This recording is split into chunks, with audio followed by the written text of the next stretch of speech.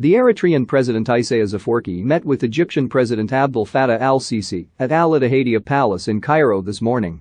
According to the Eritrean Information Minister Yemane Gebre Meskel, the two leaders held frank and extensive discussions on bilateral relations and regional developments. The Eritrean president is on a 3-day visit which will include a meeting between officials of both countries to exchange views on developments in the Horn of Africa and the Red Sea, as well as the Grand Ethiopian Renaissance Dam.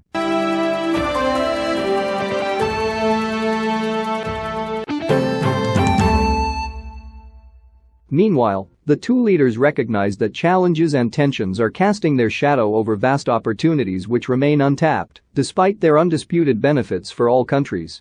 The meeting took up the latest regional developments, the Eritrean Information Minister noted, adding, the two leaders agreed to work together to foster mutual understanding and concrete actions to protect the interests of all parties and advance common interests.